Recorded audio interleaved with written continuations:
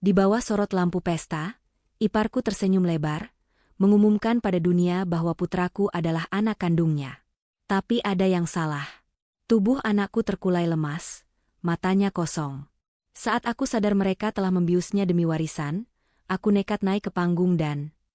Sebelum ceritanya dimulai, silahkan tulis di kolom komentar dari daerah mana saja teman-teman yang menonton cerita ini. Jangan lupa like dan subscribe agar channel ini bisa semakin berkembang dan bisa mempersembahkan cerita yang lebih menarik lagi. Lampu kristal raksasa yang menggantung di langit-langit ballroom Hotel Bintang 5 itu memendarkan cahaya keemasan, memantul pada gaun-gaun sutra dan perhiasan berlian yang dikenakan para tamu. Ini adalah perayaan ulang tahun ke-50 perusahaan properti milik keluarga Bratadikara, sebuah dinasti bisnis yang dipimpin oleh tangan besi ibu mertuaku, Bu Larasati. Aku, Kaluna, berdiri di samping suamiku, Baskara, menyunggingkan senyum yang sudah kulatih selama 3 tahun terakhir. Senyum, menantu teladan. Di lenganku, Elio, putra bungsuku yang baru berusia 2 tahun, mulai menggeliat gelisah dalam setelan jas mininya yang, jujur saja, terlalu kaku untuk balita.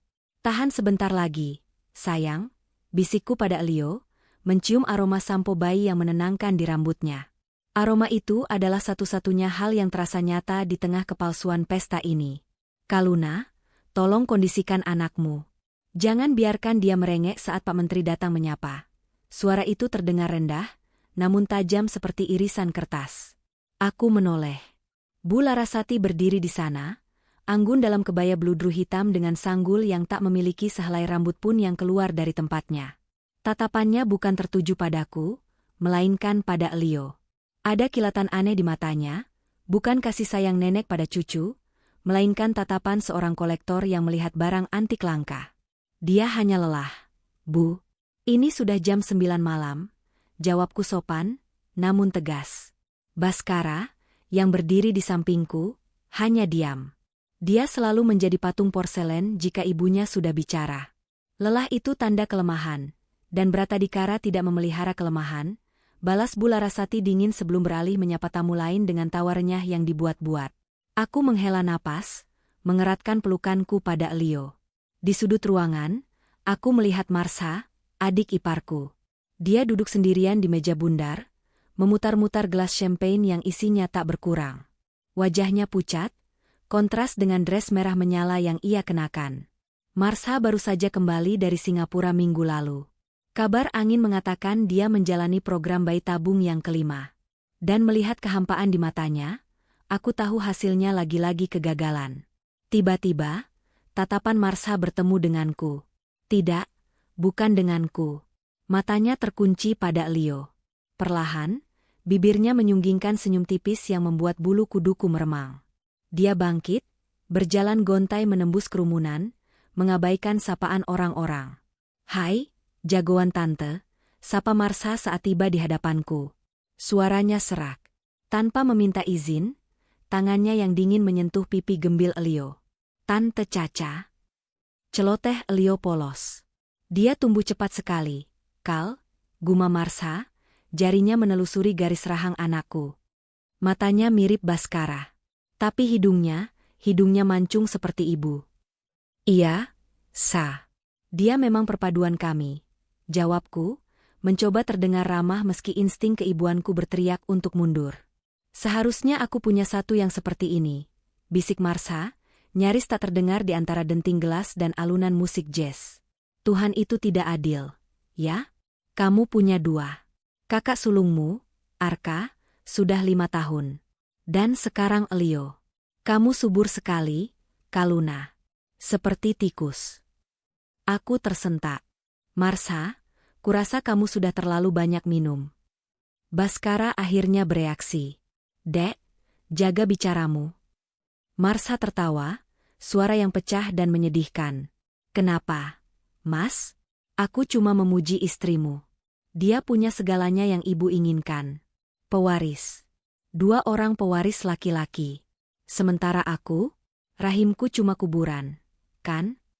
Beberapa tamu di dekat kami mulai menoleh. Bu Larasati, yang memiliki radar terhadap skandal sekecil apapun, segera muncul di antara kami. "Marsha, ikut ibu ke kamar suite. Sekarang, perintah Bu Larasati. Nadanya tidak bisa dibantah. Sebelum pergi, Marsha menatapku lagi.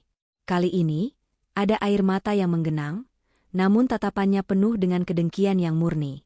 Hati-hati, Kaluna. Orang yang punya terlalu banyak, biasanya akan kehilangan sesuatu.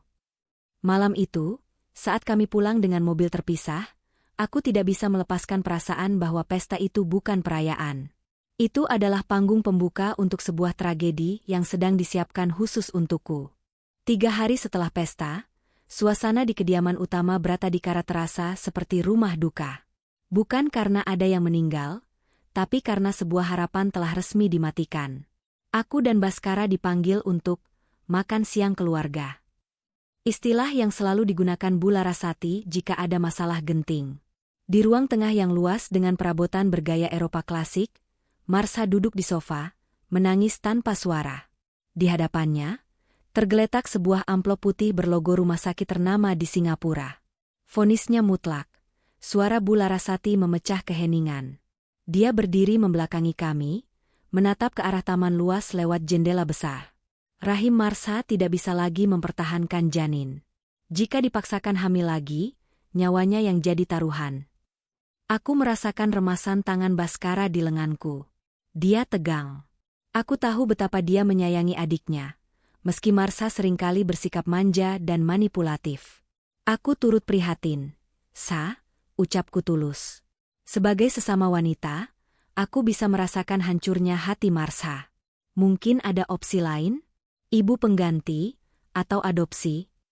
Prang. Marsha melempar vas bunga kristal ke arah dinding. Pecahannya berserakan di lantai marmer, nyaris mengenai kakiku. Elio, yang sedang digendong pengasuh di sudut ruangan, menangis kaget. Adopsi? Jerit Marsha. Wajahnya merah padam, air mata melunturkan maskaranya.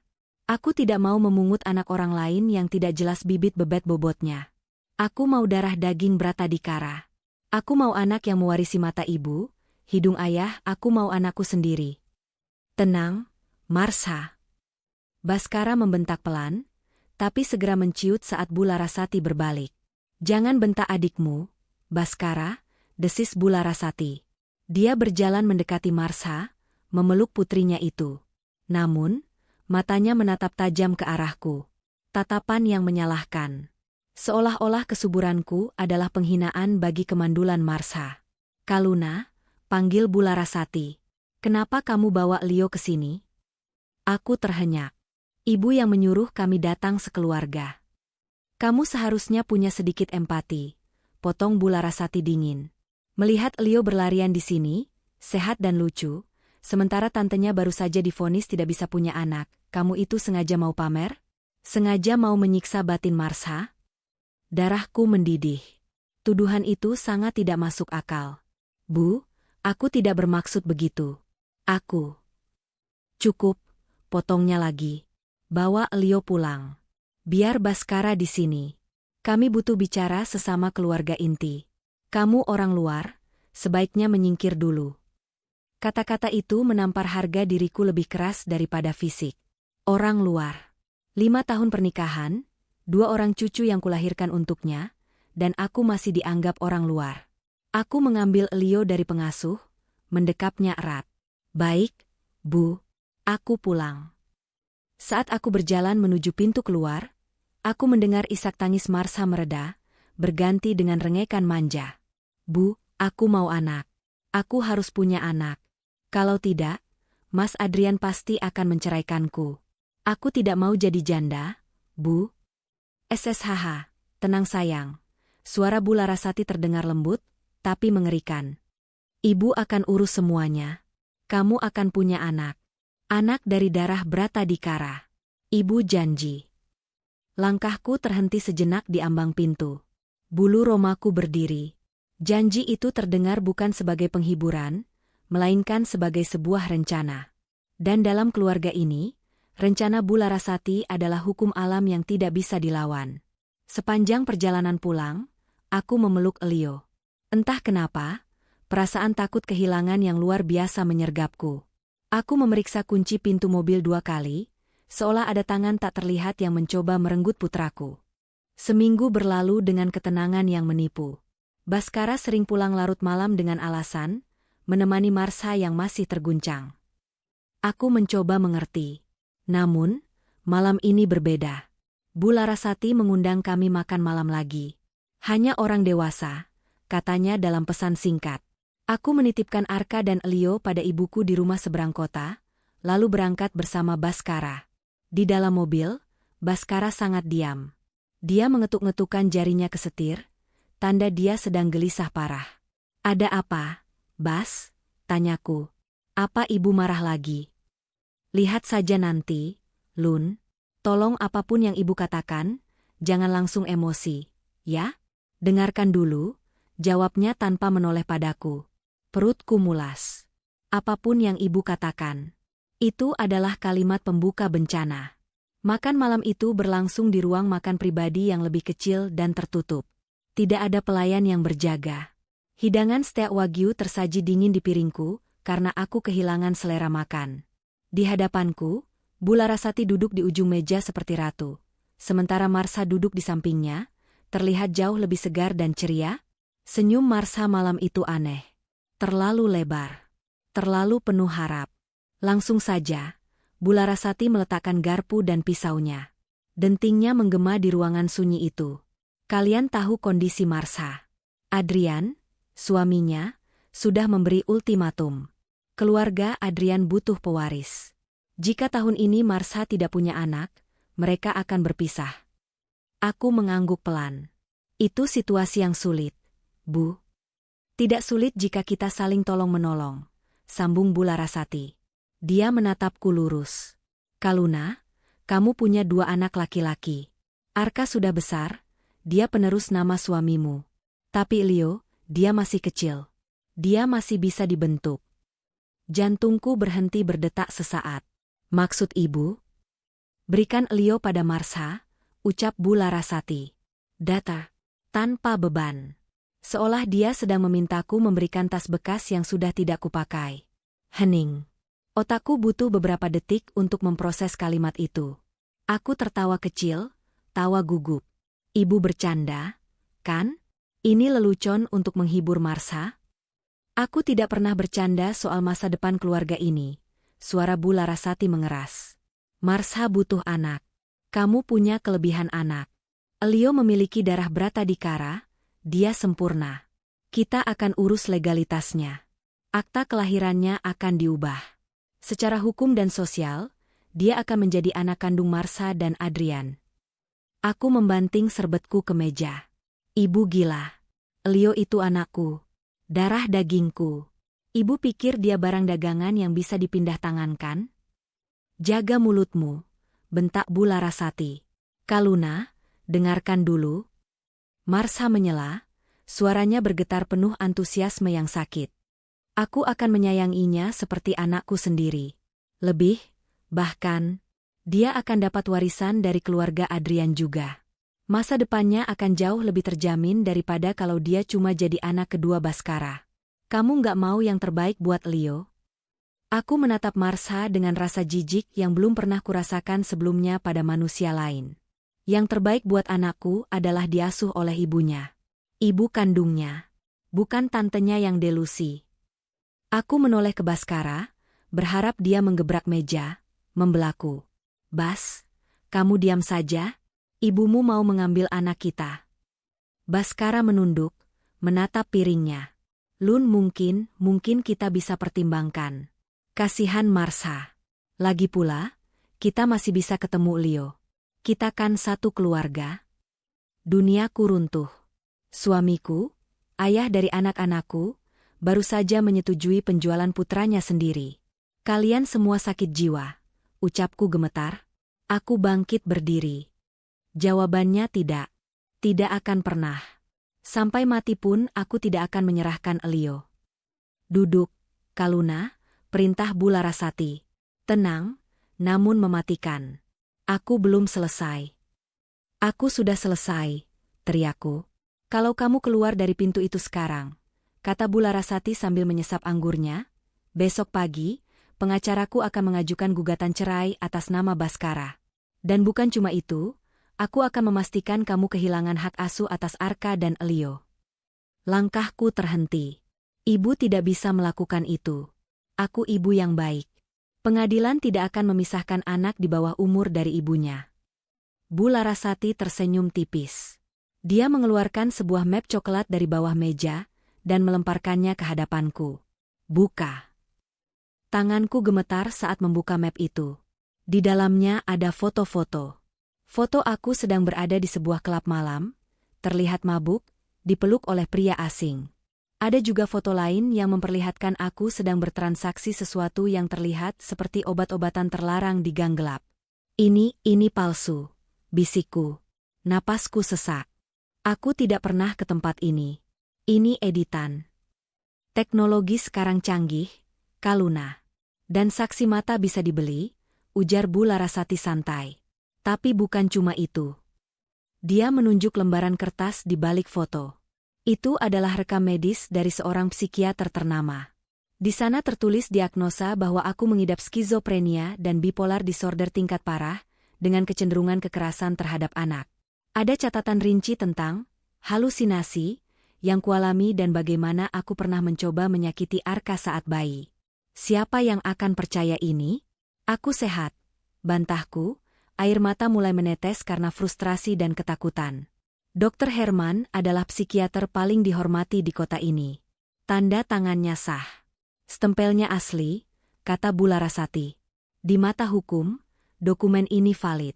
Jika ini masuk ke pengadilan, hakim tidak akan ragu mencabut hak asuhmu. Kamu akan dianggap gila, berbahaya, dan tidak layak menjadi ibu. Kamu akan dimasukkan ke rumah sakit jiwa, dan anak-anakmu, Arka dan Leo, tetap akan jatuh ke tangan kami. Aku menatap Baskara. Kamu tahu soal ini? Kamu membiarkan ibumu memfitnah istrimu sendiri sebagai orang gila. Baskara masih tidak berani menatap mataku. Ibu bilang ini cuma untuk berjaga-jaga, Lun. Kalau kamu kooperatif, data ini tidak akan pernah keluar. Kooperatif artinya menyerahkan anakku.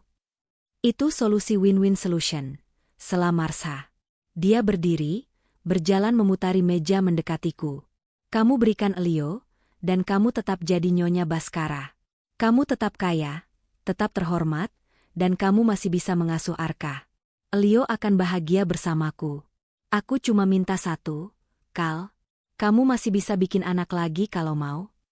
Aku mundur, menghindari sentuhan Marsha seolah dia membawa wabah penyakit. Ini bukan negosiasi. Ini pemerasan. Sebut saja begitu, Bu Larasati mengangkat bahu. Pilihannya ada di tanganmu, Kaluna. Menjadi ibu yang baik hati, yang memberikan anaknya demi keutuhan keluarga besar dan tetap hidup nyaman. Atau menjadi janda miskin yang mendekam di rumah sakit jiwa sambil meratapi nasib karena kehilangan kedua anaknya. Dia berdiri, menatapku dengan dominasi total. Aku beri waktu 1 minggu. Pikirkan baik-baik. Jangan coba-coba kabur. Pasporku dan anak-anak ada di brankasku.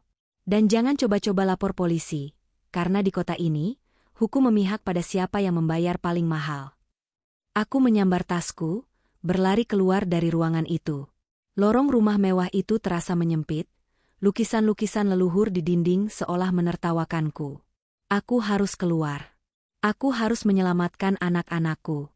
Tapi di mana aku bisa bersembunyi jika musuhku memiliki segalanya? Malam itu, di kamar tidur kami yang luas namun terasa dingin seperti peti mati, aku menunggu Baskara. Dia baru pulang 1 jam setelahku.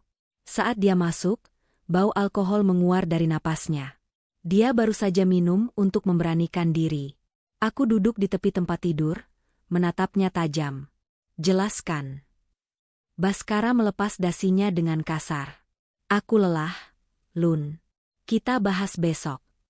Kita bahas sekarang, teriakku. Ibumu mengancam akan menjebloskanku ke rumah sakit jiwa. Dia memalsukan bukti bahwa aku gila. Dan kamu diam saja. Baskara membanting jasnya ke kursi.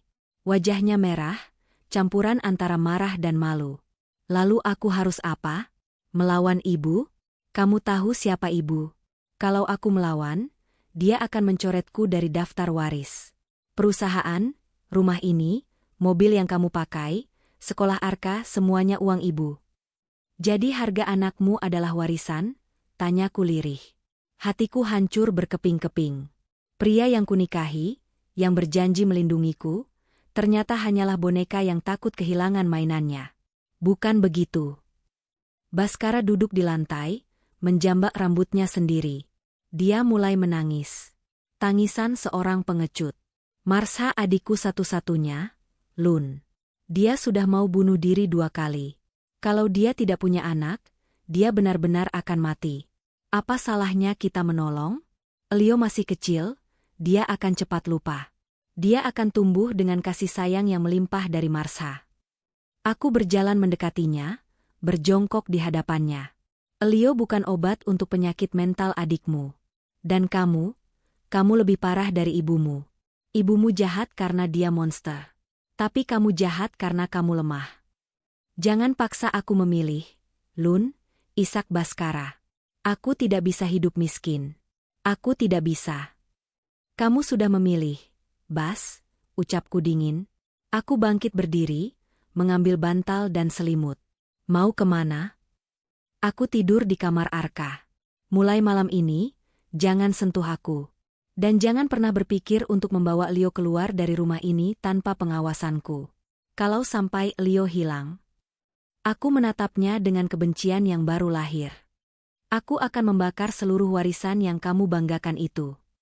Aku membanting pintu kamar, meninggalkan Baskara yang meringkuk di lantai.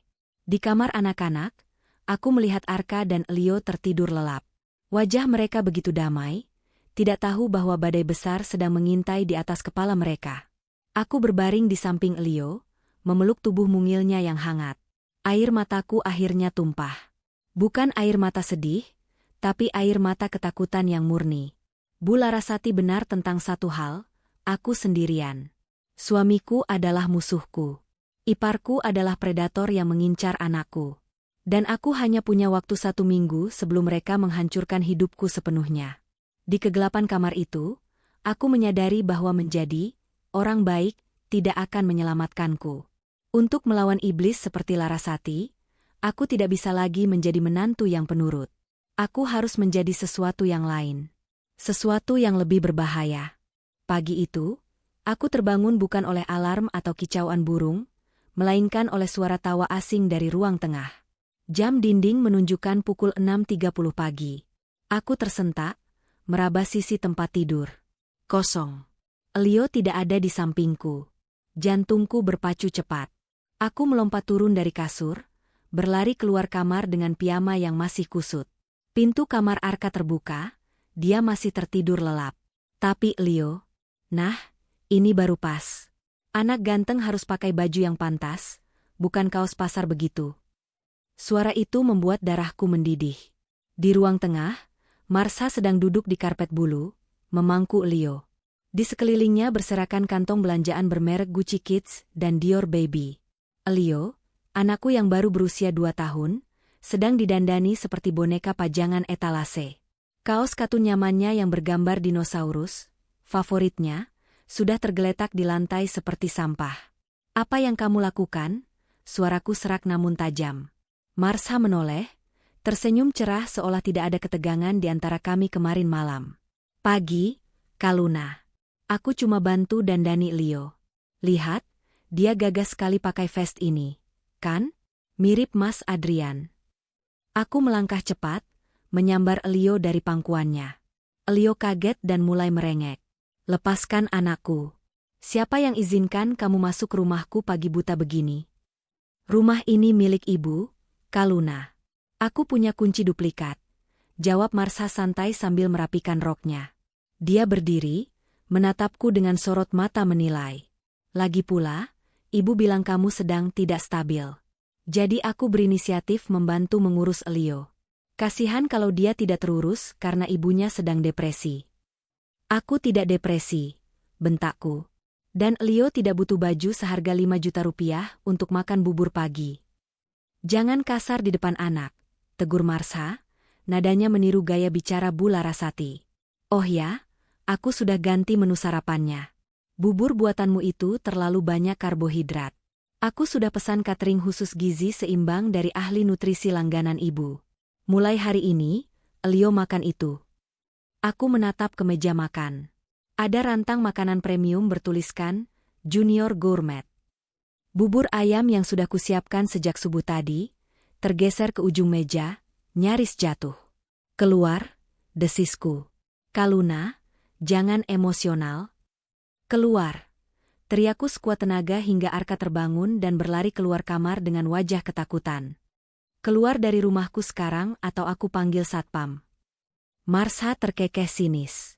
Satpam di komplek ini digaji oleh perusahaan ayah. Kamu pikir mereka akan mengusir putri pemilik komplek? Meski begitu, Marsha tetap memunguti tas-tas mahalnya. Sebelum mencapai pintu, dia berbalik, menatap Elio yang membenamkan wajah di leherku. Sampai nanti, sayang. Tante Caca akan jemput lagi nanti sore. Kita main ke Playhouse ya.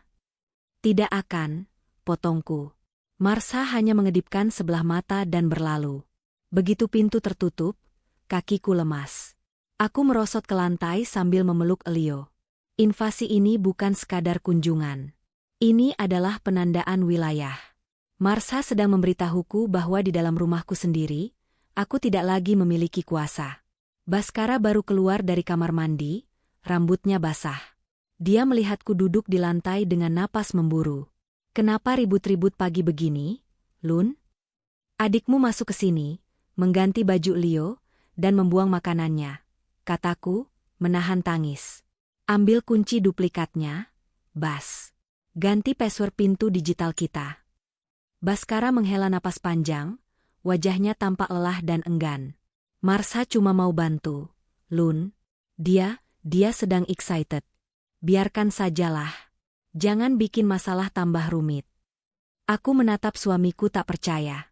Membiarkan orang lain mengambil alih peran ibu di rumah ini, itu yang namanya bikin masalah. Baskara. Baskara tidak menjawab. Dia hanya mengambil tas kerjanya dan pergi tanpa sarapan. Meninggalkanku yang harus menjelaskan pada Arka kenapa ibunya berteriak-teriak seperti orang gila di pagi hari. Isolasi itu dimulai dengan sunyi, lalu berubah menjadi bisik-bisik yang memekakan telinga. 2 hari setelah ultimatum Bu Larasati, aku memutuskan untuk menghadiri arisan bulanan dengan teman-teman sesama wali murid di sekolah TK Arka. Aku butuh udara segar, butuh teman bicara, dan mungkin, butuh saran hukum jika ada di antara mereka yang punya kenalan pengacara. Namun, begitu aku melangkah masuk ke kafe tempat pertemuan, atmosfer berubah drastis. Tawa yang tadinya riuh mendadak senyap. 13 pasang mata menatapku dengan campuran rasa ingin tahu, kasihan, dan takut. Hai, maaf aku terlambat. Sapaku, mencoba tersenyum normal. Siska, ketua arisan yang biasanya paling ramah, hanya mengangguk aku. Kaluna. Kirain gak datang? Aku duduk di kursi kosong. Kenapa gak datang? Aku baik-baik saja kok. Oh, syukurlah, sahut Devi, ibu muda yang duduk di seberangku. Soalnya ya ampun, maaf ya Kal, kita dengar kabar dari Bu Larasati kalau kamu lagi struggling banget. Katanya kamu sempat histeris di pesta perusahaan kemarin. Darahku berdesir. Bu Larasati bergerak cepat. Itu tidak benar, bantahku cepat. Aku cuma kelelahan. Siapa yang bilang aku histeris? Yah, namanya juga rumor. Sela Siska, tapi matanya tidak menatapku. Dia sibuk mengaduk tehnya. Tapi Kal, Bu Larasati juga bilang ke kepala sekolah Arka kalau mungkin Arka perlu pendampingan khusus. Katanya kondisi mental ibunya bisa mempengaruhi perkembangan anak. Apa? Aku nyaris menjatuhkan gelasku. Dia bilang begitu ke sekolah? Iya, jawab Devi pelan. Jujur aja Kal, kita semua kaget. Selama ini kamu kelihatan fine. Tapi kata Bu Larasati, kamu sering halusinasi dan maaf ya, agak agresif sama anak-anak di rumah. Itu bohong. Suaraku meninggi tanpa sadar. Orang-orang di meja sebelah mulai menoleh. Mertuaku memfitnahku karena dia mau mengambil anak bungsuku untuk diberikan ke iparku yang mandul. Kalian harus percaya padaku. Keheningan yang canggung menyelimuti meja itu. Mereka saling bertukar pandang. Pandangan yang mengatakan, Lihat, dia benar-benar tidak stabil. Dia mulai berteriak dan menuduh mertuanya yang terhormat itu. Kaluna, tenang dulu. Siska mencoba menenangkan, tapi tangannya menjauhkan pisau makan dari jangkauanku. Gestur kecil itu menghancurkan hatiku. Mereka takut padaku. Mereka percaya narasi itu. Kalian tidak percaya padaku, bisikku. Kita sudah kenal 2 tahun. Bu Larasati itu donatur terbesar yayasan sekolah, Kal, ujar Devi realistis. Dan dia nenek yang sangat peduli. Gak mungkin dia ngarang cerita sejahat itu kalau gak ada dasarnya, kan? Aku berdiri, kursi berderit keras di lantai kayu. Semoga kalian tidak pernah merasakan posisi di mana keluarga sendiri mencoba menghancurkan kalian. Aku berjalan keluar kafe dengan air mata tertahan. Ponselku bergetar. Notifikasi dari grup WhatsApp wali murid. Siska, admin, telah mengeluarkan Anda dari grup. Di parkiran, aku menangis di balik kemudi. Bu Larasati telah memotong akses sosialku. Dia membangun tembok tak terlihat di sekelilingku, mengubahku menjadi paria. Jika aku bicara yang sebenarnya, orang akan menganggapnya sebagai delusi paranoid, gejala yang pas dengan diagnosa palsu yang dia buat. Ini adalah skakmat sosial. Keesokan harinya, ketegangan di rumah semakin mencekam. Aku melarang Arka dan Elio keluar rumah. Aku mengunci semua pintu dan jendela, bahkan di siang bolong. Baskara sudah tidak pulang 2 malam, beralasan dinas luar kota, padahal aku tahu dia bersembunyi di rumah ibunya karena tidak sanggup menghadapi situasi ini. Sore itu, Elio sedang bermain lari-larian di ruang tamu. Aku sedang di dapur, membuat susu. Tiba-tiba terdengar suara buk, diikuti tangisan kencang. Aku berlari secepat kilat. Elio tersandung karpet dan dahinya membentur sudut meja kopi. Darah segar mengalir dari pelipisnya. Ya Tuhan, Elio. Aku panik, segera menggendongnya dan menekan lukanya dengan kain bersih untuk menghentikan pendarahan. Itu luka sobek kecil, tapi di kepala, darah selalu terlihat banyak.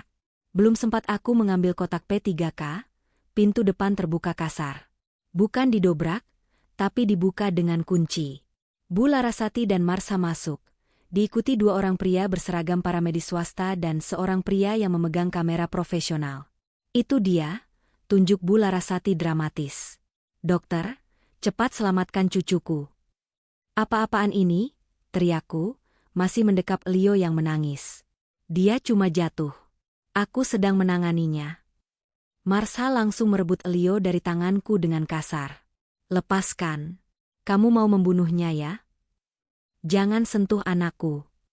Aku mencoba melawan, tapi 2 paramedis itu menahan tubuhku. Ibu Kaluna, tolong tenang. Kami perlu memeriksa luka korban, kata salah satu paramedis dengan nada tegas, seolah aku adalah pelaku kriminal. Sementara Elio diperiksa, lukanya ternyata hanya goresan yang butuh 2 jahitan. Pria dengan kamera itu terus memotret. Dia memotret darah di lantai, sudut meja, wajahku yang berantakan, dan Elio yang menangis histeris di pelukan Marsha. Dokumentasikan semuanya, perintah Bu Larasati dingin. Ini bukti kelalaian tingkat berat. Atau mungkin kesengajaan? Dia tersandung karpet. Bu, ibu gila ya? Anak jatuh itu biasa, jeritku frustrasi. Bu Larasati mendekatiku, wajahnya hanya berjarak beberapa senti dari wajahku. Dia tersenyum tipis, sangat tipis. Di mata hakim, seorang ibu dengan riwayat skizofrenia yang membiarkan anaknya jatuh hingga berdarah-darah adalah ancaman nyata.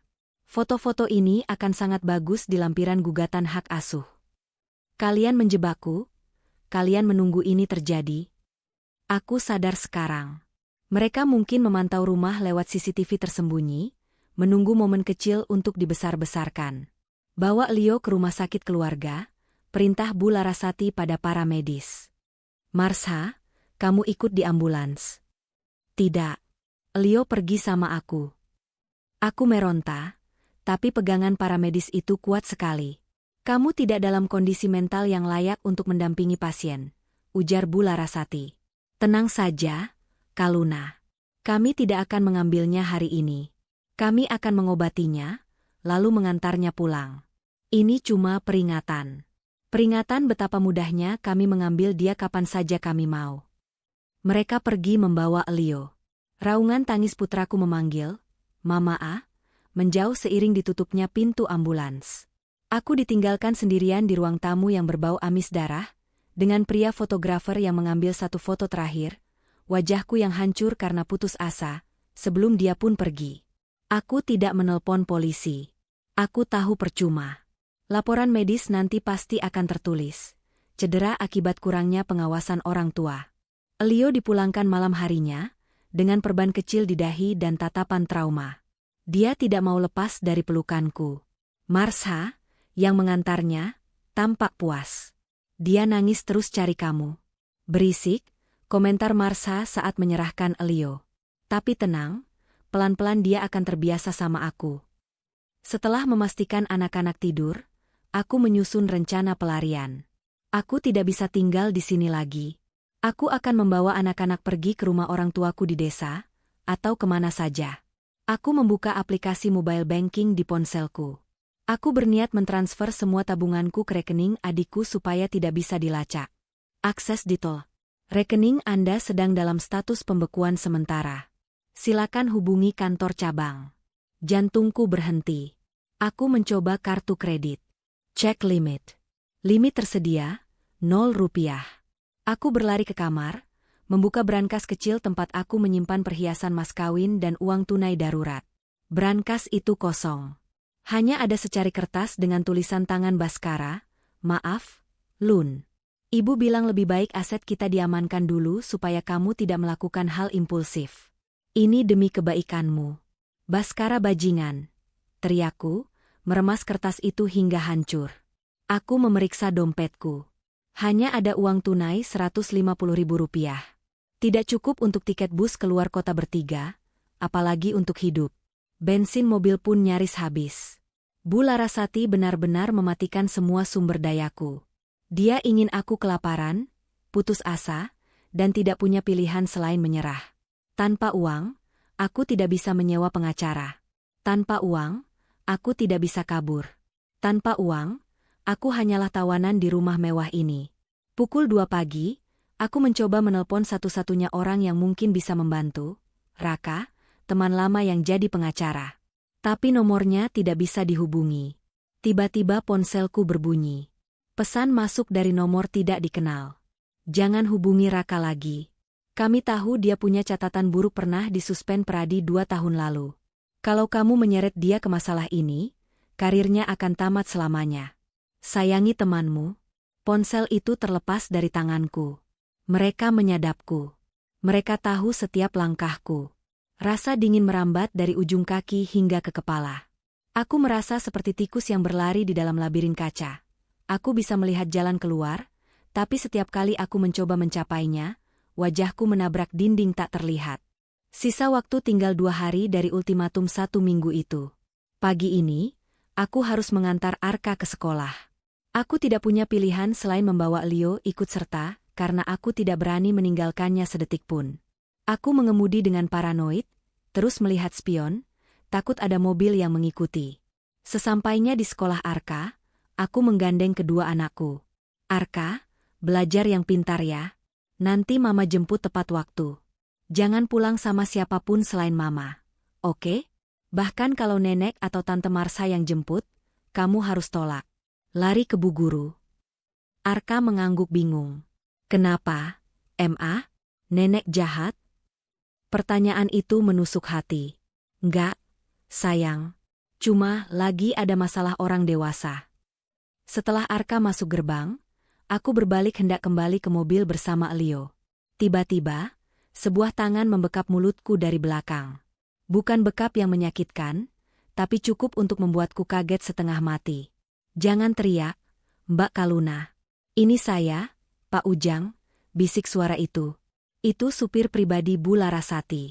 Aku melepaskan diri, mundur sambil mendekap Elio. "Bapak mau apa?" "Maaf, Mbak. Saya diperintah Ibu Larasati untuk menjemput Den Elio. Katanya hari ini jadwal fitting baju untuk acara syukuran resmi adopsi lusa." "Gila. Tidak ada adopsi." Aku mundur lagi, bersiap lari. Tapi dari arah samping, mobil Alphard hitam meluncur dan berhenti mendadak, menghalangi jalanku. Pintu geser terbuka. Marsha duduk di dalam, tersenyum lebar sambil memegang mainan robot raksasa yang sangat diinginkan Elio. "Elio, lihat tante bawa apa?" seru Marsha. Mata Elio berbinar. "Robot. Sini masuk, kita beli es krim terus main robot," bujuk Marsha. "Nggak mau, Elio sama mama." Aku menahan tubuh Elio yang mulai tertarik pada mainan itu. Dua orang berbadan tegap turun dari kursi depan mobil Alphard. Mereka bukan supir biasa. Mereka bodyguard. Tanpa banyak bicara, satu orang menahan tanganku, memelintirnya ke belakang dengan teknik kuncian yang efisien namun menyakitkan. "Au!" "Lepas." Satu orang lagi mengambil Elio dari gendonganku. Elio mulai menangis karena kaget, tapi Marsha dengan cepat menariknya ke dalam mobil dan menutup pintu. Musik anak-anak diputar kencang dari dalam mobil untuk meredam suara tangisnya. "Jangan, tolong. Penculikan," teriakku. Beberapa wali murid lain melihat, tapi ragu mendekat karena melihat mobil mewah dan pria berjas. Mereka pikir ini pertengkaran keluarga biasa, narasi yang sudah ditanamkan Bu Larasati. "Tenang, Bu Kaluna," bisik bodyguard yang menahanku. "Ibu Marsha cuma mau pinjam keponakannya sebentar. Nanti sore diantar pulang. Jangan bikin malu keluarga di depan umum." Dia melepaskan tanganku, lalu masuk ke mobil depan. Alphard itu melaju pergi. Aku mengejar mobil itu, menggedor kacanya, berteriak memanggil nama anakku sampai suaraku habis. "Elio! Elio!" Mobil itu menghilang di tikungan. Aku jatuh berlutut di aspal panas parkiran sekolah. Lututku berdarah, tapi aku tidak merasakannya. Elio dibawa. Mereka mengambilnya secara paksa di siang bolong, dan tidak ada satu orang pun yang menolongku. Ponselku berdering. Panggilan video dari Marsha. Aku mengangkatnya dengan tangan gemetar. Di layar, terlihat Elio sudah berhenti menangis, sedang memegang robot baru dan makan es krim. Marsha muncul di sampingnya. "Lihat kan, Kal? Dia happy sama aku," kata Marsha. "Jangan khawatir. Malam ini dia menginap di rumah ibu. Kamarnya sudah jadi. Bagus sekali, loh. Temanya luar angkasa. Jauh lebih bagus dari kamarnya di rumahmu yang sempit itu." "Balikin anakku, Marsha." "Esaku. Kamu bisa ketemu dia lusa," jawab Marsha riang. "Saat penandatanganan surat serah terima. Kalau kamu nggak datang dan tanda tangan, ya, kamu tahu konsekuensinya. Baskara sudah tanda tangan surat persetujuan sebagai ayah kandung tadi pagi. Tinggal kamu." Sambungan diputus. Duniaku gelap. Baskara sudah tanda tangan. Benteng terakhirku sudah runtuh. Elio sekarang ada di tangan mereka, dicuci otaknya, dimanjakan dengan kemewahan agar lupa pada ibunya yang miskin dan gila. Aku duduk diam di aspal selama 10 menit, membiarkan panas matahari membakar kulitku. Air mataku kering. Rasa takut yang tadi mencekikku perlahan berubah menjadi sesuatu yang lain. Sesuatu yang dingin, keras, dan tajam. Mereka mengambil segalanya. Uangku, nama baikku, suamiku, dan sekarang anakku. Aku tidak punya apa-apa lagi untuk dipertaruhkan. Dan orang yang tidak punya apa-apa adalah orang yang paling berbahaya. Aku berdiri, mengusap debu dari celanaku. Tatapanku lurus ke depan. "Baik, Bu Larasati," gumamku pada angin. "Ibu mau perang? Kita perang dengan cara kotor." Aku berjalan menuju mobilku. Aku ingat ada satu kartu as yang belum mereka ketahui. Sebuah rahasia kecil di laci meja kerja Baskara yang pernah kulihat sekilas setahun lalu. Saat itu aku tidak peduli, tapi sekarang, itu bisa menjadi senjata nuklir yang akan meledakkan seluruh keluarga Bratadikara. Aku tidak akan menyewa pengacara. Aku akan mencari monster lain untuk melawan monster ini. Aku tidak pulang ke rumah setelah Elio diculik. Pulang berarti masuk kembali ke dalam sangkar yang sudah disiapkan Larasati. Sebaliknya, aku melaju ke sebuah toko emas pinggir jalan di daerah pasar tradisional yang kumuh. Cincin pertunanganku, satu-satunya perhiasan yang tidak disimpan di brankas rumah karena selalu melekat di jariku, dihargai murah oleh pedagang itu karena aku tidak membawa surat-suratnya. Tidak masalah. Rp3 juta uang tunai di tangan lebih berharga daripada berlian di jari tawanan. Langkah selanjutnya, membuang kartu SIM lamaku ke selokan. Mereka pasti melacak GPS-nya. Aku membeli ponsel bekas dan nomor baru di konter pulsa sempit yang berbau rokok. Tujuanku hanya satu, Raka. Aku ingat peringatan di pesan misterius itu, jangan hubungi Raka. Itu justru mengonfirmasi bahwa Raka adalah satu-satunya orang yang mereka takuti. Raka bukan pengacara korporat licin seperti yang disewa keluarga Bratadikara. Dia adalah pengacara jalanan, mantan aktivis yang lisensinya pernah dicabut karena terlalu berani melawan konglomerat sawit. Dia tahu cara main kotor. Kami bertemu di sebuah warung kopi 24 jam di pinggiran Jakarta, tempat yang terlalu bising dan kotor untuk didatangi mata-mata Larasati.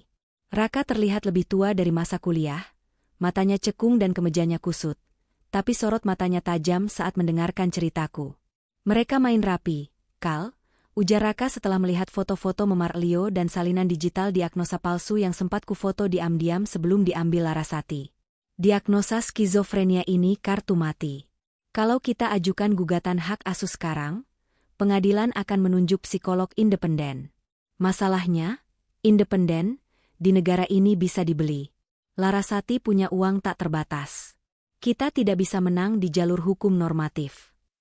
Aku tidak butuh menang di pengadilan, Rak. Aku butuh anakku kembali. Sekarang, jawabku datar. Kopi hitam di hadapanku sudah dingin. Raka menyalakan rokoknya. Kalau begitu, kita tidak pakai hukum keluarga.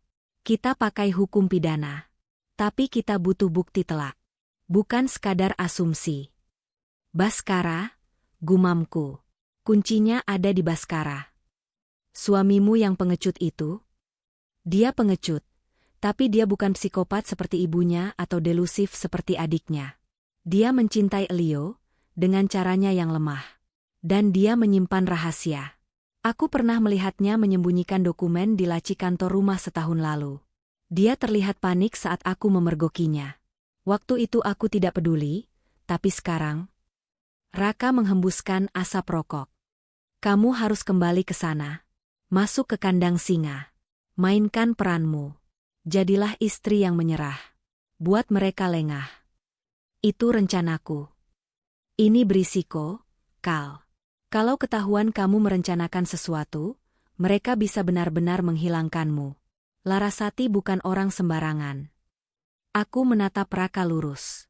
Wanita yang menangis di parkiran sekolah tadi pagi sudah mati, Rak. Yang duduk di depanmu ini adalah ibunya Leo. Dan ibunya Leo akan membakar dunia kalau perlu. Raka tersenyum miring, mematikan rokoknya. Oke. Aku punya alat penyadap mikro. Kecil, seukuran kancing. Kamu harus tanam ini di ruang kerja Larasati atau tempat mereka biasa diskusi. Kita butuh rekaman suara pengakuan mereka. Malam itu, aku menyusun skenario terbaik dalam hidupku. Bukan untuk panggung teater, tapi untuk bertahan hidup. Aku pulang ke rumah pukul 10 malam. Lampu ruang tengah menyala redup. Baskara duduk di sofa, memegang gelas whisky. Wajahnya berantakan, matanya merah bengkak. Di meja, tergeletak surat persetujuan adopsi yang belum kutandatangani. Saat aku masuk, dia tersentak kaget, seolah melihat hantu. Kaluna, kamu pulang? Suaranya parau. Aku pikir kamu kabur. Ibu sudah menyuruh orang mencarimu di stasiun dan bandara. Aku tidak berteriak. Aku tidak marah. Aku berjalan perlahan, duduk di sampingnya, dan meletakkan kepalaku di bahunya. Tubuh Baskara kaku karena kaget. Aku capek, Bas, bisikku pelan. Aku seharian keliling kota, mikir. Dan aku sadar, mungkin ibu benar. Baskara menoleh, menatapku tak percaya. Maksudmu? Aku lihat Marsha tadi siang. Dia kelihatan bahagia sekali sama Leo. Mungkin aku memang egois. Aku cuma mau Leo bahagia. Kalau Marsha bisa kasih dia masa depan yang lebih baik, siapa aku yang menghalanginya? Pertahanan Baskara runtuh seketika. Dia memelukku erat, menangis terseduh-seduh di bahuku. Tangisan rasa bersalah yang memuakan. Maafin aku, Lun. Maafin aku. Aku janji ini yang terbaik. Kita masih bisa jenguk dia. Marsha janji nggak akan membatasi kita. Iya, Bas. Aku percaya sama kamu, dustaku. Hatiku dingin sedingin es. Tapi, aku butuh waktu semalam ini untuk menenangkan diri sebelum tanda tangan besok. Boleh aku tidur di sini? Aku rindu Arka. Tentu saja, Lun. Ini rumahmu. Malam itu, aku melayani Baskara. Bukan karena cinta, tapi untuk memastikan dia tertidur pulas. Saat napasnya mulai teratur dan berat karena pengaruh alkohol dan kelelahan, aku bangun perlahan. Aku mengambil ponsel Baskara dari nakas. Jariku dengan hati-hati menempelkan jempolnya yang lemas ke sensor sidik jari. Terbuka. Aku segera membuka aplikasi pesan. Grup keluarga Bratadikara. Mataku memindai percakapan hari ini. Marsha, dia rewel terus minta mama. Aku kasih obat tidur dosis rendah, kata Dokter Yudi. Aman kan, Bu? Bu Larasati, jangan terlalu sering. Cukup sampai besok surat ditandatangani. Pastikan dia terlihat segar saat acara amal lusa. Kita akan umumkan Elio sebagai anakmu di sana. Tanganku gemetar menahan amarah membaca pesan itu. Mereka membius anakku. Anakku yang baru 2 tahun dicekoki obat tidur supaya tidak menangis mencariku. Aku memotret layar chat itu dengan ponsel baruku. Aku beralih ke galeri. Ada foto dokumen yang dikirim Baskara ke pengacaranya seminggu lalu. Judulnya, Adendum Surat Wasiat Eyang Bratadikara. Aku membacanya sekilas, dan napasku tercekat. Ini dia. Ini alasan sebenarnya. Bukan kasih sayang, bukan keinginan menimang cucu. Ini semua tentang klausul nomor 4. Aku mengirim file itu ke nomor Raka, lalu menghapus jejak pengiriman di ponsel Baskara. Aku menatap wajah suamiku yang sedang tidur. Wajah yang dulu kucintai, kini terlihat menjijikkan. Nikmati tidurmu malam ini, Bas, bisikku, karena besok, nerakamu dimulai. Pagi harinya, aku bersikap patuh. Aku menyiapkan sarapan, memandikan Arka, dan bahkan tersenyum pada Baskara. Perubahan sikapku membuat Baskara lega luar biasa. Dia segera melapor pada ibunya bahwa Kaluna sudah sadar. Bagus, kata Bu Larasati lewat telepon yang di loudspeaker. Bawa dia ke rumah utama siang ini. Kita selesaikan administrasinya. Marsha ingin Kaluna melihat kamar baru Leo supaya dia tenang. Ini kesempatanku. Siang itu kami tiba di Menshahan Bratadikara. Rumah itu megah dan dingin. Marsha menyambut kami dengan wajah berseri-seri, tapi matanya terlihat tidak fokus. Efek obat penenang yang mungkin dia konsumsi juga. Kaluna. Sini, lihat Elio. Dia lagi tidur siang, anteng banget. Ajak Marsha. Aku masuk ke kamar yang didekorasi berlebihan dengan tema astronaut itu. Elio tertidur di ranjang yang terlalu besar. Napasnya teratur, tapi terlalu dalam untuk tidur siang biasa. Aku mengelus pipinya, menahan air mata, dan mencium keningnya. Tunggu sebentar lagi, nak. Mama akan bawa kamu pulang. Kamu tunggu di ruang kerja ayah dulu ya, Lun. Aku dan ibu mau bicara sebentar sama notaris di ruang tamu, kata Baskara. Aku diantar ke ruang kerja almarhum ayah mertuaku, ruangan yang sekarang dipakai Bu Larasati sebagai kantor pribadinya di rumah. Begitu pintu ditutup dan aku sendirian, aku bergerak cepat. Aku mengeluarkan alat penyadap mikro pemberian Raka. Aku menempelkannya di bawah meja kerja kayu mahoni yang besar, di tempat yang tidak akan terjangkau tangan saat bersih-bersih. Satu lagi kutempelkan di balik lukisan besar di dinding, tempat biasa mereka mengadakan rapat keluarga. Saat aku sedang menempelkan alat kedua, gagang pintu bergerak. Jantungku melompat. Aku segera menyambar sebuah buku dari rak dan pura-pura membacanya, berdiri membelakangi dinding. Bu Larasati masuk, diikuti seorang pria tua berkacamata, Notaris Prasetyo. Sedang apa kamu di situ? Tanya Bu Larasati curiga. Lihat-lihat koleksi buku Bapak, Bu. Dulu Bapak suka bacakan buku sejarah buat Arka. Jawabku tenang, meletakkan buku itu kembali. Bu Larasati mendengus. Duduk. Pak Prasetyo sudah siapkan berkas pelepasan hak asuh dan persetujuan adopsi. Tanda tangan di sini, dan sini. Dia menyodorkan pulpen emas. Kertas-kertas itu adalah vonis mati bagiku sebagai ibu. Aku mengambil pulpen itu. Tanganku tidak gemetar. Aku menatap mata Bu Larasati. Setelah aku tanda tangan, aku boleh bawa Arka pulang dan hidup tenang. Kan? Ibu janji tidak akan ganggu gugat hak asuh Arka. Selama kamu tutup mulut dan tahu diri, Arka milikmu. Aku tidak butuh dia terlalu mirip kamu.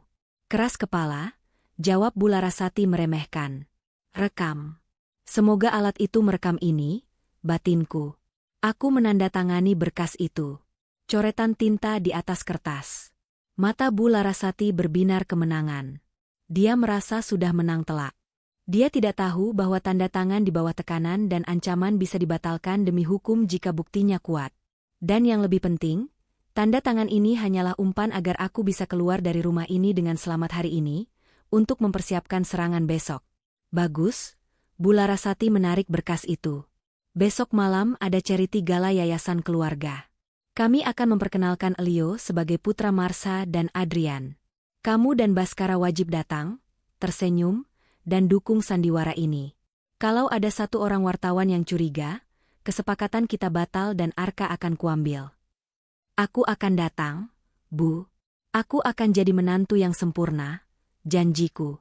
Aku keluar dari ruangan itu dengan perasaan mual, tapi juga puas. Alat penyadap sudah terpasang. Dan dokumen yang difoto semalam sedang dianalisis Raka.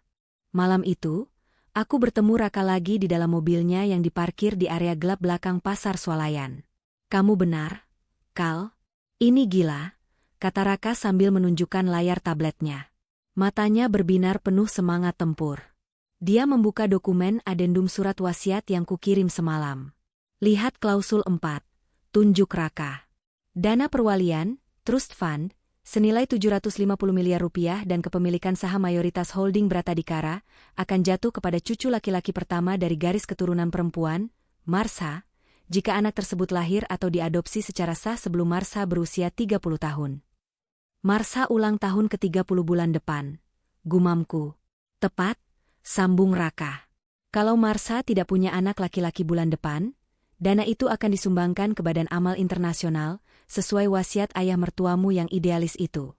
Larasati tidak peduli soal Marsha jadi ibu atau tidak. Dia peduli soal 750 miliar yang akan melayang. Jadi Elio bukan cuma pengganti obsesi Marsha, dia adalah kunci brankas berjalan. Sadarku dengan rasa mual yang semakin menjadi. Mereka memperdagangkan anakku demi aset perusahaan. Ini motif kejahatan ekonomi, Kal. Bukan sengketa keluarga. Ini penipuan tingkat tinggi, tegas Raka. Dan rekaman yang kamu dapat tadi siang. Raka memutar audio dari alat penyadap yang terhubung ke laptopnya. Suara Bu Larasati terdengar jernih saat bicara dengan Notaris Prasetyo setelah aku keluar ruangan. Suara Larasati, pastikan tanggal adopsinya dimundurkan jadi bulan lalu di akta baru, Pak Pras. Supaya tidak kelihatan mendadak di mata auditor warisan nanti. Bayar orang catatan sipil berapapun yang mereka minta. Suara Prasetyo, beres, Bu. Tapi riskan kalau ibu kandungnya buka mulut. Suara Larasati, perempuan miskin itu, dia sudah tanda tangan. Dan kalau dia macam-macam, rekam medis gilanya akan kubocorkan ke media. Siapa yang akan percaya orang gila? Bingo, Raka tersenyum lebar. Pemalsuan dokumen negara, penyuapan pejabat publik, dan konspirasi penipuan. Ini cukup untuk memenjarakan mereka semua, termasuk notarisnya. Kapan kita lapor polisi? Tanyaku tidak sabar. Kalau lapor sekarang, mereka punya orang dalam di kepolisian. Berkas bisa hilang, atau prosesnya diperlambat sampai warisan cair. Raka menggeleng. Kita harus hancurkan kredibilitas mereka dulu. Kita butuh pengadilan jalanan. Opini publik. Acara amal besok malam, kataku. Semua elit Jakarta akan ada di sana. Wartawan, investor, kolega bisnis. Itu panggung eksekusinya, angguk Raka. Aku akan siapkan materi presentasi, khusus, untuk layar proyektor acara itu. Kamu punya tugas yang lebih berat. Apa? Pancing Marsha. Buat dia break daun di depan umum. Tunjukkan pada dunia bahwa ibu baru Leo ini tidak stabil. Begitu dia meledak, simpati publik akan berbalik padamu, dan polisi tidak akan punya pilihan selain bertindak cepat karena tekanan viral. Tugas yang kejam. Aku harus menghancurkan mental iparku yang memang sudah rapuh. Tapi mengingat dia membius anakku dan mencoba mencurinya, rasa ibaku sudah habis. Aku akan melakukannya. Ballroom hotel itu jauh lebih mewah dari pesta ulang tahun perusahaan sebelumnya. Tema malam ini adalah Future of Bratadikara. Ratusan tamu undangan hadir dengan pakaian terbaik mereka. Aku mengenakan gaun lama berwarna biru tua, satu-satunya yang tersisa. Aku menggandeng Baskara yang tampak gugup setengah mati. Dia terus meminum champagne untuk menenangkan diri. Ingat, senyum, bisik Baskara. Begitu acara selesai, kita bisa pulang dan lupakan semua ini. Tentu, sayang, jawabku. Di panggung utama, Bu Larasati sedang memberikan pidato pembukaan tentang betapa pentingnya keluarga. Di sampingnya, Marsha berdiri sambil menggendong Elio. Elio terlihat berbeda. Dia memakai tuxedo kecil. Matanya terbuka, tapi tatapannya kosong. Dia diam saja, tidak merespons kilatan kamera. Mereka pasti memberinya obat lagi agar dia tidak menangis di panggung. Kemarahanku memuncak hingga rasanya dadaku mau meledak. Dan malam ini, suara Bu Larasati menggema lewat mic. Kami ingin berbagi kebahagiaan. Putri kami tercinta, Marsha, akhirnya dikaruniai putra melalui proses adopsi keluarga yang penuh kasih. Perkenalkan, Elio Bratadikara Prawira. Tepuk tangan membahana. Marsha melambaikan tangan, tersenyum lebar layaknya pemenang kontes kecantikan. Suaminya, Adrian, berdiri di sampingnya dengan wajah datar, jelas dia juga bagian dari skema ini demi uang. MC mempersilakan Marsha memberikan sepatah kata. Marsha maju ke podium, masih menggendong Elio yang terkulai lemas. Terima kasih, ucap Marsha dengan suara bergetar haru. Menjadi ibu adalah impian terbesarku. Dan Elio, dia adalah mukjizat yang melengkapi hidupku. Aku berjanji akan menjadi ibu terbaik. Saat itulah aku bergerak. Aku melepaskan gandengan Baskara dan berjalan membelah kerumunan menuju bibir panggung. Bukan dengan lari, tapi dengan langkah tenang dan pasti. Baskara mencoba menahanku. Lun, jangan, tapi aku menghempaskan tangannya. Aku berdiri tepat di bawah panggung, menatap Marsha. Jarak kami hanya 3 meter. Marsha melihatku. Senyumnya goyah. Marsha, panggilku. Suaraku tidak keras, tapi di keheningan jeda pidato, itu terdengar jelas. Kaluna. Marsha tampak bingung. Apa yang kamu lakukan? Aku menatap matanya lekat-lekat. Dia tidak bergerak. Kenapa Elio tidak bergerak? Marsha mulai panik. Dia cuma tidur. Dia anak baik. Anak 2 tahun tidak tidur saat blitz kamera menghajar matanya. Kataku, menaikkan volume suara. Tamu-tamu baris depan mulai berbisik. Apa kamu kasih dia obat itu lagi? Obat yang sama yang kamu pakai saat kamu pura-pura hamil tahun lalu. Wajah Marsha pucat pasi. Diam. Aku nggak pernah pura-pura. Kamu lupa, aku terus menekan tombol pemicunya. Kamu bilang bayi boneka itu menangis. Kamu bilang dia butuh obat. Sekarang kamu lakukan hal yang sama pada Elio? Apa Elio cuma boneka pengganti buatmu? Ibu, usir dia, pekik Marsha histeris. Ketenangannya retak. Bu Larasati memberi isyarat pada keamanan. 2 satpam bergerak ke arahku. Tapi aku belum selesai. Kembalikan anakku, Marsha. Sebelum dia mati di tanganmu seperti kelincimu dulu. Zeras. Itu adalah kalimat pemicu yang kubaca di buku harian Marsha yang pernah kutemukan dulu. Marsha punya trauma masa kecil membunuh peliharaannya karena terlalu sayang, memeluknya terlalu erat. Mental Marsha pecah. Dia berteriak, jeritan melengking yang mengerikan. Dia mencengkeram Elio begitu erat hingga Elio terbangun dan menangis kesakitan. Dia anakku. Dia milikku. Jangan ambil dia. Marsha berteriak sambil mundur, terlihat seperti orang gila sungguhan. Dia mengguncang-guncang tubuh Elio yang menangis histeris. Tamu-tamu mulai panik. Itu bahaya. Anaknya bisa jatuh, teriak seseorang. Saat kekacauan terjadi, Layar proyektor raksasa di belakang panggung yang seharusnya menampilkan foto keluarga, tiba-tiba berubah menjadi statis, lalu menampilkan video. Video rekaman CCTV tersembunyi, yang diretas Raka, saat Marsha menyeret Leo kasar di ruang tamu, dan rekaman audio percakapan Bu Larasati dengan notaris tentang suap dan pemalsuan tanggal adopsi. Suara Larasati, perempuan miskin itu, rekam medis gilanya akan kubocorkan. Menggema ke seluruh ballroom lewat speaker utama yang sudah dibajak. Semua orang terdiam. Wajah Bu Larasati berubah dari marah menjadi horor murni. Topeng sempurnanya hancur berkeping-keping di hadapan seluruh elit Jakarta. Baskara mematung di tengah ruangan, melihat kehancuran keluarganya. Aku naik ke panggung, memanfaatkan kelengahan semua orang. Marsha sedang berlutut sambil mendekap Leo, meracau tak jelas. Aku menghampirinya, bukan dengan kekerasan, tapi dengan aura dominasi seorang ibu sejati. Lepaskan, perintahku. Marsha mendongak, matanya liar ketakutan. Mereka jahat, Kal. Mereka mau ambil baby. Aku ibunya. Dan aku yang akan melindunginya. Lepaskan. Marsha, yang jiwanya sudah remuk, perlahan melonggarkan pelukannya. Aku segera menarik Leo ke gendonganku.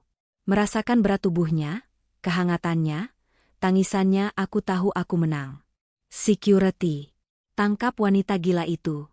Matikan layarnya, teriak Bu Larasati yang akhirnya sadar dari syoknya. Tapi terlambat. Lusinan kamera HP para tamu sudah merekam semuanya. Live Instagram, TikTok, Story. Dalam hitungan menit, kejatuhan dinasti Bratadikara sudah menyebar ke seluruh negeri. Di pintu masuk ballroom, Raka berdiri bersama sepasukan polisi yang dia bawa, bukan polisi lokal yang bisa disuap, tapi unit dari Mabes Polri berbekal bukti viral yang tak terbantahkan. Ibu Larasati, Anda kami tangkap atas dugaan perdagangan anak, pemalsuan dokumen, dan penyuapan. Suara tegas petugas polisi mengakhiri pesta itu. Aku mendekap Leo erat-erat di tengah kekacauan, menatap Baskara yang masih berdiri mematung. Tatapan kami bertemu. Tidak ada cinta lagi di sana. Hanya ada rasa kasihan atas pria yang memilih ibu yang salah. Kekacauan di ballroom hotel itu mencapai puncaknya. Kilatan blitz kamera wartawan seperti badai petir yang tak henti-henti, menerangi wajah-wajah elit Jakarta yang panik. Di tengah kerumunan itu, polisi berseragam lengkap membelah lautan manusia, langsung menuju podium tempat Bu Larasati masih berdiri dengan wajah pucat pasi. Ibu Larasati Bratadikara, Anda ditahan, ucap perwira polisi itu keras, suaranya menembus hiruk-pikuk. Jangan sentuh saya. Kalian tahu siapa saya? Saya bisa membeli seragam kalian beserta pangkat-pangkatnya. Teriak Bu Larasati, meronta saat tangannya diborgol. Keanggunan bangsawannya lenyap, digantikan oleh keberingasan hewan yang terpojok. Di sisi lain panggung, para medis sedang berusaha menenangkan Marsha yang histeris. Dia meringkuk di lantai, menangis memanggil-manggil nama bayi imajinernya. Suaminya, Adrian, sudah menghilang entah kemana, melarikan diri dari skandal begitu kapal mulai karam. Aku tidak mempedulikan mereka. Fokusku hanya satu, Leo. Mama. Rintih Leo dalam gendonganku. Matanya sayu, efek obat bius itu belum hilang sepenuhnya. Tubuhnya yang mungil terasa demam. Mama di sini, sayang. Mama di sini, bisikku. Mendekapnya erat seolah ingin memasukkan dia kembali ke dalam rahimku agar tidak ada yang bisa menyentuhnya. Raka muncul di sampingku, napasnya memburu tapi matanya bersinar puas. Mobil sudah siap di lobi belakang.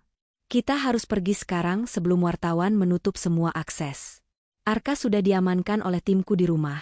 Dia aman. Aku mengangguk. Saat kami hendak turun dari panggung, langkahku terhalang oleh Baskara.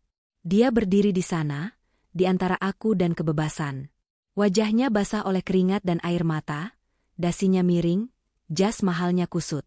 Dia tampak seperti anak kecil yang tersesat di tengah kebakaran rumahnya sendiri. Lun. Suaranya serak. Tangannya terulur, ragu-ragu ingin menyentuh Leo. Aku mundur selangkah. Tatapanku dingin. Jangan sentuh dia. Aku nggak tahu kalau Marsha kasih obat. Gagap Baskara. Aku pikir ini cuma formalitas. Lun, tolong, jangan bawa anak-anak pergi. Kita bisa bicarakan ini. Ibu sudah ditangkap, kan? Kita bisa mulai lagi dari awal. Aku menatap pria yang pernah kucintai ini dengan rasa iba yang bercampur jijik. Bahkan di saat ibunya diborgol dan adiknya gila, dia masih berpikir tentang kita. Dia masih tidak sadar bahwa kita sudah mati sejak dia membiarkan ibunya menyebutku gila. Tidak ada kita, Baskara, jawabku tegas. Kamu memilih warisanmu. Sekarang nikmati puing-puingnya. Tapi aku ayahnya. Raka maju, menempatkan tubuhnya di antara aku dan Baskara. Berdasarkan bukti video dan kesaksian yang baru saja viral, Bapak Baskara diduga terlibat dalam persekongkolan perdagangan anak dan pemalsuan dokumen. Sebaiknya Bapak diam dan cari pengacara, atau status Bapak akan naik dari saksi menjadi tersangka malam ini juga. Baskara terdiam, nyalinya ciut seketika. Dia menatapku satu kali lagi, tatapan memohon yang menyedihkan, sebelum akhirnya menunduk, membiarkan kami lewat. Kami berlari menuju pintu keluar belakang. Udara malam Jakarta yang penuh polusi terasa seperti oksigen paling murni yang pernah kuhirup. Di dalam mobil SUV hitam milik Raka, aku akhirnya bisa bernapas lega. Elio tertidur di pangkuanku, dan untuk pertama kalinya dalam seminggu, aku tahu dia tidak akan bangun di rumah orang lain. Malam itu, kami tidak pulang. Raka membawaku ke Cafe House, sebuah apartemen tua namun aman di pinggiran kota. Saat aku membaringkan Elio di kasur dan melihat Arka yang sudah menunggu dengan mata mengantuk, tangisku pecah. Bukan tangis kesedihan, tapi tangis pelepasan. Adrenalin yang menopangku selama ini akhirnya habis, menyisakan kelelahan yang luar biasa namun melegakan. 2 hari pasca penangkapan, suasana di kediaman Bratadikara seperti rumah hantu. Para pelayan sudah pergi, takut terseret kasus hukum. Garis polisi melintang di pintu ruang kerja Bu Larasati. Baskara duduk sendirian di meja makan panjang yang kini berdebu. Di hadapannya, surat panggilan pemeriksaan dari kepolisian tergeletak di samping botol whisky yang sudah kosong setengah. Ponselnya terus berdering. Telepon dari investor, dari bank yang memberitahu pembekuan aset, dari kolega yang membatalkan kontrak. Tapi tidak ada telepon dari Kaluna. Dia menyalakan televisi. Semua stasiun berita menayangkan wajah ibunya dengan baju tahanan oranye. Headline berita terbaca jelas, skandal Bratadikara, sindikat adopsi ilegal dan pemalsuan wasiat demi warisan triliunan rupiah. Netizen bergerak lebih kejam. Video Marsha yang histeris dan Larasati yang angkuh dikupas tuntas. Komentar-komentar pedas membanjiri media sosial. Nama baik yang dibangun leluhurnya selama 50 tahun hancur dalam semalam, menjadi lelucon nasional.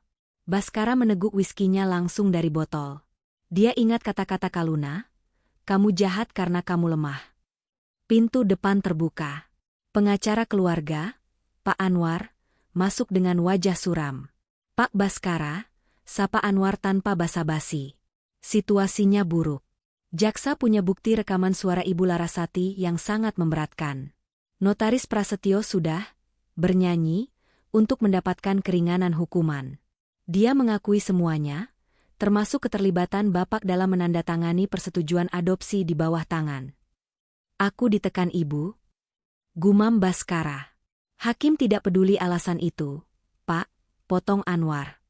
"Ibu Larasati kemungkinan besar akan kena pasal berlapis. Perdagangan manusia, penipuan, pemalsuan, kekerasan pada anak. Ancamannya 15 tahun penjara. Dan Bapak sebagai suami yang mengetahui dan membiarkan, Bapak bisa kena aiding and abetting, turut serta. Minimal 5 tahun. Baskara membeku. 5 tahun? Di penjara? Dia, Baskara Bratadikara yang tidak pernah tidur tanpa AC dan kasur bulu angsa? Kecuali. Lanjut Anwar, meletakkan kartu nama di meja. Kecuali Bapak mau menjadi justice kolaborator. Saksi pelaku yang bekerja sama. Maksudnya? Bapak harus bersaksi melawan Ibu Larasati. Bapak harus menyerahkan bukti tambahan yang membuktikan bahwa Ibu adalah otak utamanya, dan Bapak hanya boneka yang dipaksa. Bapak harus menjual ibu Bapak sendiri demi kebebasan Bapak. Baskara menatap foto besar Bu Larasati yang tergantung di dinding ruang makan. Wanita itu selalu mengontrol hidupnya. Memilihkan sekolahnya, memilihkan karirnya, bahkan mencoba mengatur rumah tangganya. Karena ketakutannya pada wanita itu, dia kehilangan istri dan anak-anaknya. Apakah dia akan terus menjadi anak mami sampai masuk penjara? Baskara berdiri, berjalan gontai menuju ruang kerja ayahnya yang disegel polisi. Dia tahu ada brankas rahasia di balik lantai kayu yang tidak diketahui polisi, tempat ibunya menyimpan buku besar, dana taktis, untuk menyuap pejabat selama bertahun-tahun. Dia mengambil linggis dari gudang, membongkar lantai parket itu dengan kasar. Keringat bercucuran. Napasnya menderu. Akhirnya, dia menemukan buku hitam itu. Ini adalah paku terakhir untuk peti mati ibunya. Jika dia menyerahkan ini, ibunya tidak akan pernah keluar dari penjara seumur hidup. Tapi dia mungkin bisa selamat. Dia mungkin bisa bebas, meski miskin. Baskara menelepon Raka, pengacara istrinya. "Halo, Raka," ucap Baskara dengan suara gemetar. "Bilang sama polisi, aku punya barang bukti baru. Dan bilang sama Kaluna, ini tebusan dosaku. Aku akan menghancurkan ibu untuk dia." Dia menutup telepon dan menangis. Bukan karena menyesal telah mengkhianati ibunya, tapi karena sadar betapa menyedihkannya hidupnya. Dia harus menghancurkan keluarganya sendiri, hanya untuk bertahan hidup. Proses hukum berjalan cepat dan brutal, didorong oleh tekanan publik yang masif. Aku duduk di kursi saksi Pengadilan Negeri Jakarta Selatan 3 minggu kemudian. Ruang sidang penuh sesak. Di kursi terdakwa, Bu Larasati duduk dengan rompi tahanan. Rambutnya yang dulu disanggul rapi kini dipotong pendek dan memutih. Wajahnya keriput, tanpa makeup tebal yang biasa menutupi usianya. Dia menatapku dengan kebencian yang murni. Di sebelahnya, kursi terdakwa kedua kosong. Marsha dinyatakan tidak layak sidang karena gangguan jiwa berat dan kini ditempatkan di fasilitas rehabilitasi mental tertutup di bawah pengawasan negara. "Saudari saksi," suara jaksa penuntut umum terdengar tegas. "Apakah benar terdakwa mengancam akan memalsukan rekam medis kejiwaan Anda jika Anda tidak menyerahkan anak Anda?" "Benar, Yang Mulia," jawabku lantang. Aku menatap mata Bu Larasati tanpa rasa takut. Dia menggunakan kekuasaan dan uangnya untuk membuat saya terlihat gila, agar dia bisa mengambil hak asuh anak-anak saya dan menguasai dana warisan. Jaksa kemudian memutar rekaman suara dari alat penyadapku. Suara angkuh Bu Larasati memenuhi ruang sidang, merencanakan penyuapan dan pemalsuan. Pengunjung sidang mendesis marah. Hakim mengetuk palu meminta ketenangan. Namun, pukulan telak justru datang dari Baskara. Saat Baskara masuk sebagai saksi mahkota, Bu Larasati berteriak dari kursi terdakwa. "Anak tidak tahu diuntung. Aku membesarkanmu seperti raja. Jangan berani-berani kamu bicara." "Diam terdakwa," bentak hakim ketua. Baskara tidak menatap ibunya. Dia menunduk, tapi suaranya jelas saat membacakan kesaksian. Dia menyerahkan buku hitam catatan suap yang ditemukannya. Dia membeberkan bagaimana Larasati memanipulasi dokter untuk memalsukan kondisi Marsha, bagaimana dia menyuap dinas sosial, dan bagaimana dia merencanakan skenario kecelakaan Elio. "Ibu saya," terdakwa terobsesi dengan kontrol dan citra, ucap Baskara lirih. "Bagi dia, anak dan cucu hanyalah aset perusahaan. Saya minta maaf karena tidak melindungi istri saya lebih awal." Kesaksian Baskara adalah coup de grace. Serangan mematikan. Pengacara mahal Larasati tidak berkutik melawan bukti fisik berupa aliran dana suap yang tercatat rapi di buku hitam itu. Persidangan itu bukan hanya mengadili Larasati, tapi juga membongkar borok korporasi Bratadikara. Saham perusahaan terjun bebas, hingga disuspend bursa efek. Investor kabur. Bank menyita aset-aset yang dijadikan jaminan utang yang ternyata menumpuk, karena gaya hidup mewah Larasati yang lebih besar pasak daripada tiang. 1 bulan kemudian, vonis dibacakan. Mengadili, menjatuhkan pidana kepada terdakwa Larasati Bratadikara dengan pidana penjara selama 18 tahun dan denda 5 miliar rupiah subsidiar 1 tahun kurungan. Ketukan palu hakim terdengar seperti musik terindah di telingaku. Larasati pingsan di kursi terdakwa. Bukan karena sakit, tapi karena syok. Ratu telah jatuh, dan istananya telah disita negara. Baskara, berkat kerjasamanya sebagai justice kolaborator, mendapat vonis ringan, 1 tahun 6 bulan penjara dipotong masa tahanan. Dia menerima vonis itu dengan pasrah. Saat digiring petugas kembali ke sel, dia sempat menoleh ke arahku di bangku pengunjung. Aku tidak tersenyum. Aku hanya mengangguk pelan, sebuah tanda perpisahan. Hutang sudah lunas. Kehancuran itu tidak berhenti di ruang sidang. Aku dan Raka mengunjungi rumah sakit jiwa tempat Marsha dirawat, sebulan setelah vonis. Ini adalah syarat administrasi terakhir untuk memastikan Marsha tidak akan pernah bisa menuntut hak asuh lagi di masa depan. Kamar Marsha berwarna putih polos, jauh dari kemewahan kamarnya dulu. Tidak ada tas Hermes, tidak ada gaun sutra. Dia duduk di dekat jendela, memeluk sebuah bantal guling kumal. "SSTT, jangan berisik," bisik Marsha saat kami masuk. Dia menimang bantal itu. "Leo lagi tidur. Dia ganteng ya? Mirip Adrian." Hatiku mencelos. Adrian, suaminya, sudah resmi menceraikannya minggu lalu dan sekarang sudah bertunangan dengan wanita lain. Marsha tidak tahu. Dia hidup dalam realitas buatannya sendiri di mana dia adalah ibu yang sempurna dan keluarganya masih utuh. Dia tidak akan pernah sembuh total, kata dokter yang mendampingi kami. Delusinya sudah menjadi mekanisme pertahanan permanen. Jika dia dipaksa menghadapi kenyataan, dia bisa kolapse. Aku menatap mantan adik iparku itu. Rasa benciku sudah hilang, berganti rasa kasihan yang mendalam.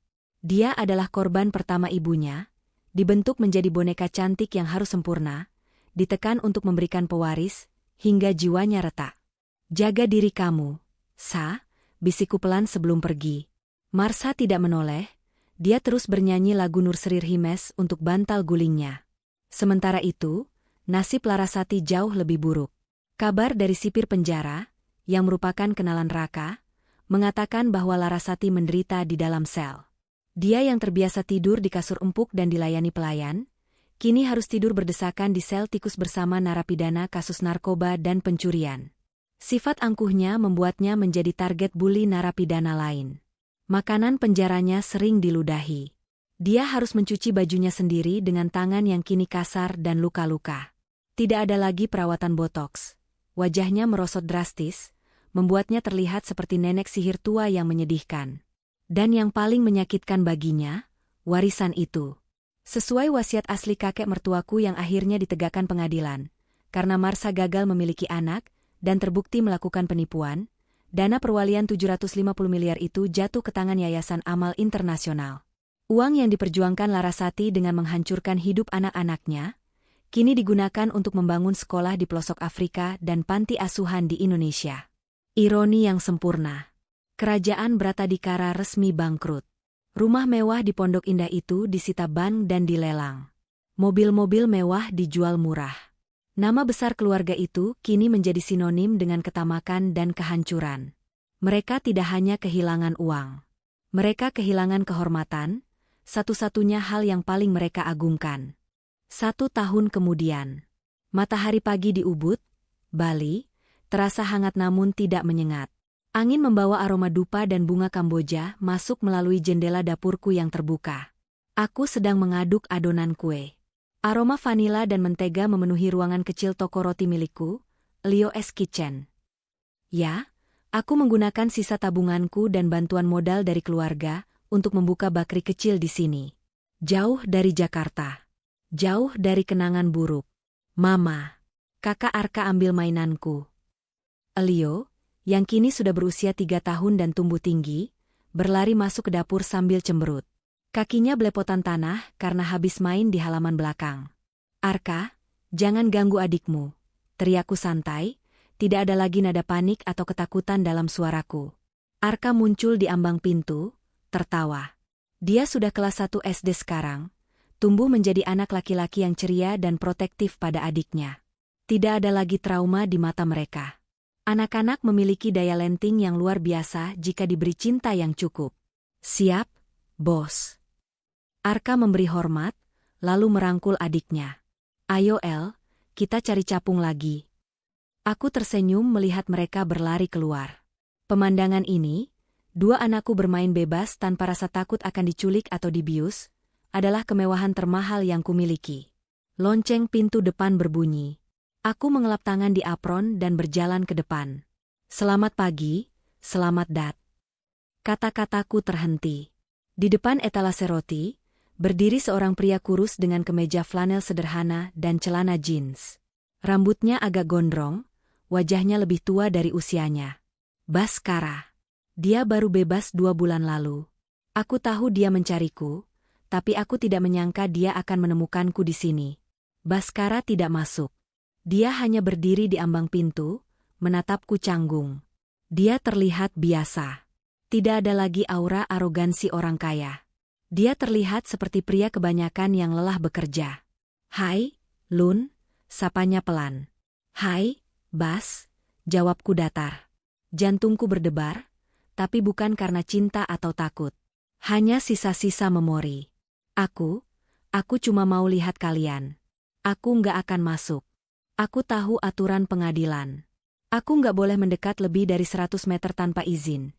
Katanya cepat, takut aku mengusirnya. Aku kerja di Denpasar sekarang. Jadi sales mobil bekas.